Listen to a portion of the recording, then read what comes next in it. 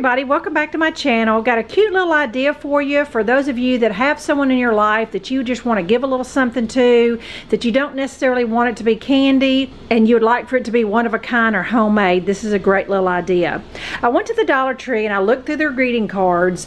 All the cards won't work, but you can look and see which ones can you cut and you would never even know that they were originally a greeting card. I'm going to take part of that greeting card and I'm going to decoupage it on a wood block. I'm going to make the wood block into a photo memo holder or pencil holder where someone can set it around anywhere on a desk or whatever. These are the ones I'm going to make today for a great teacher. I can cut this off. Love you, Grandma. I can even add the X's and O's on this one if my wood was big enough. I got a couple pictures of some more that would work, like the mom. I could just cut it off the top part. Here's a daughter one that I can include the hearts on that one. So you just have to look through and see which ones would work best for who you want to give something to. For the little memo photo holder, I picked up some red floral wire from the Dollar Tree. This is really bendable and it works really good for what we need it for. Now for the pencil holder part, you are going to need a drill. So I'm going to get my son when he gets home from work to help me drill some holes after I get finished. The rest of the embellishments are just ribbon and lace, which is optional, but you want to paint your block to coordinate with your greeting card. So for this one, I'm going to pick up the dark pink and the great grandma, and for the teacher one, I'm going to paint red. So I'm going to give my blocks a couple coats of paint, and then I'll be ready to move on. All right, I'm going to catch you up where I'm at now. I haven't done a whole lot other than paint my blocks. I'm waiting on my son to get home so he can drill my holes. I got them painted a couple coats, love the color,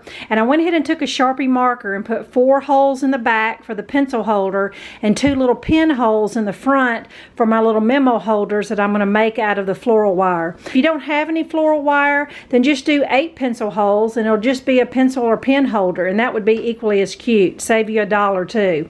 Now I went ahead and got my cards prepped. I cut the fronts off where I needed them to be. I just used my paper trimmer so it really assures me a nice straight cut. Now on the inside of your cards, on your sentiments, it just depends on what your card says. Both of mine were pretty generic, so I can use mine. Like for the teacher one, it says thanks for your support and encouragement you give. It really makes a difference. I mean, that does not mean Valentines, and you could give this for teacher appreciation or any time. The great grandmother says, there's a special place in my heart just for you. There you go. You could even give it for a birthday or something.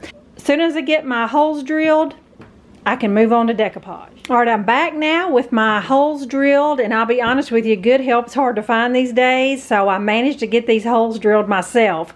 They're not perfect, and I'm probably the only one that will notice that, and I think once I get them decoupaged and finished, no one will even notice they're not perfectly centered. All right, so for the pink one, I am going to decoupage the great grandma, and then the red one will be my teacher one. Since I really like the sentiments on the inside of the cards, I'm going to go ahead and decoupage those on the back of the block.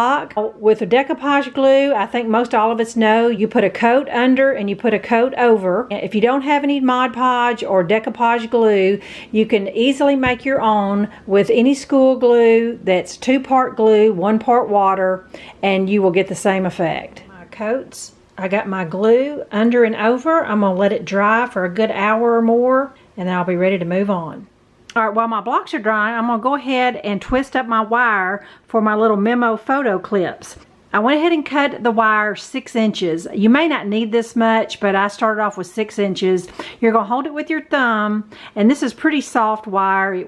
It bends pretty easy. You're going to wrap it around your pencil 2 complete times. So when you slip your pencil out, you kind of squeeze it together. You may have to curl up just that little end part a little bit, but you're able to separate the 2 loops, and that is where you're going to insert a piece of paper or a photo or something like that. They kind of look like little bug antennas or something. They'll hold a little piece of paper perfectly. And I'm not sure how long the stem needs to be just yet. Once I get them set in the little hole in the block, I may cut 1 inch or so off, but you do need at least 5 or 6 inches of wire. Alright, my blocks are almost dry, and I've been just playing around with some different ribbons in my stash. And really, any kind of ribbon that you use is just going to be adorable. Like even the white rickrack. Right here is some pink and black buffalo plaid that I have. Like for the grandma one, even the red polka dot, or even this little rainbow stripe. There's so many choices that any little cute ribbon you have would be adorable on each side of it. So I'm going to go ahead and hot glue the ribbon on there, glue in my little wires, and show you my finished project. Okay, y'all, here is my pencil Memo photo holders. For the grandma one, I just wanted to show you that she could do crochet hooks, makeup brushes. You know, these are for little notes or photos. And you turn it around, and there's the little sentiment from the inside of the card. And here is the teacher one. And I put the little pink buffalo plaid on that one and the little rainbow candy stripe on that. But I just think they turned out so incredibly cute. But you could seriously make these for a couple dollars if you had some scrap wood at home. So I hope you enjoyed this little happy gift idea, and you could make one for someone special in your life. Thanks so much for watching, and I'll be back in a few days. Bye-bye.